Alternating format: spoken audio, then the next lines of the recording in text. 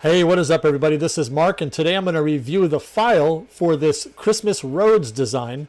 Here's what it looks like when it's all assembled, and I'm going to have another video for you where I show how the pieces go together as well in a physical form. But in this video, I'm just going to go over the file itself. And again, this is what it looks like when it's all done. Now, you can make it larger if you want. You can also make it a little smaller. Just be careful as you get smaller to make sure that none of these small pieces break on you. But you're welcome to use both either 1/4 inch or 1/8 inch material, whichever you prefer. It doesn't matter. And this is great to hang on your door for Christmas, or you can hang on the wall. And it's just really a lot of fun. But let me go over the file with you just to show you how all the pieces work and show you a couple of tips along the way. So first of all, here's all the pieces. It easily fits on one sheet of 11 by 19 material. You see up here in the right corner, I have that red equals score. Green is engrave and black is cut. As always, make sure you get those right, because if you cut the score lines, you're going to be kind of sad. Let me draw your attention to a few things here. So first of all, the snowman right here, his eyes and mouth and buttons are all intended to be engraved. And this red line right here where his chin is, that's supposed to be scored. Do not cut that or his head will fall off. Technically, you can still put it together if you forget, and that'll be fine, but it's intended to be scored.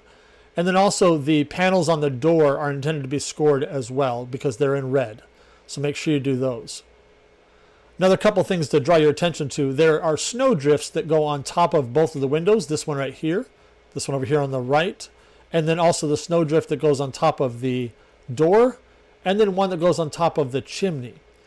Those are not interchangeable in that they all have different curved lines on them, so they go with the item that they're closest to, the window or the door or the chimney. You'll find that out right away if you get them wrong. Also, the first time I did this, I got some pieces flipped over and I painted the back, which makes it look great from the back, but the curve of the snowdrift doesn't fit when it's backwards, so make sure you get that right as well. Probably the last thing I'll draw your attention to on this is the bow and the wreath that go above the door. You can make this bigger or smaller, however you want. If you want it to be dominant in the design, you can certainly make it larger. It'll work regardless. And then the placement of the text there, it's pretty loose. You can do whatever you want to there. You can put the "At Christmas" up real high. I like putting it right here across, right above the wreath and the bow. And then "All Roads Lead Home" fits really nicely down here, right below the line of snow here. One last thing, this guy's nose, it's kind of small, and if you want to make it a little bigger, you can do that so you're not so prone to losing it.